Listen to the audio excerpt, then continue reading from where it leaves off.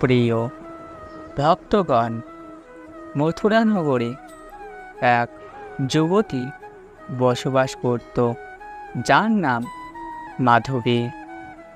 মাধবী খুব সহজে রেগে যেত এবং তার রাগের কারণে প্রায় নানা সমস্যার সম্মুখীন হতো।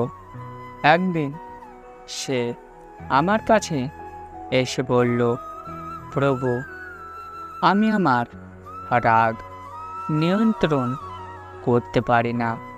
এর জন্য আমি অনেক সমস্যায় পড়েছি।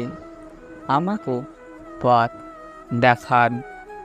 আমি মাধবীকে বললাম, মাধবী, রাগ হলো একটি অগ্নি, যা শুধু তোমাকে নয়, তোমার আশেপাশের সবাইকে পোড়ায়। মনে রেখো, মনের নিয়ন্ত্রণ করাই সবচেয়ে বড় বিজয়। যখনই তুমি রাগম্বিত হবে, তখন নিজেকে সংযম করো, গভীর শ্বাস নাও এবং তোমার মনকে শান্ত করো। মাধবী আমার উপদেশ গ্রহণ করে প্রতিদিন ধ্যান করতে শুরু করল। ধীরে ধীরে সে তার রাগকে নিয়ন্ত্রণ করতে শিখল এবং তার জীবনে শান্তি ফিরে এলো। আমার এই উপদেশ আপনাদের শেখায় যে রাগ ও আবেগ নিয়ন্ত্রণ করার মাধ্যমে আমরা আমাদের জীবনকে আরও সুন্দর ও সুখময় করতে পারি। দ্বারকায় একবার কৃপণ ধনের বাস ছিল। তার নাম ছিল ধনরাজ।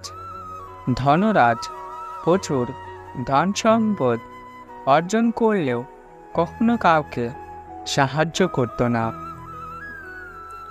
একদিন সে আমার কাছে এসে বলল, প্রভু, আমার প্রচুর ধন আছে, কিন্তু তবুও আমি সুখী নই।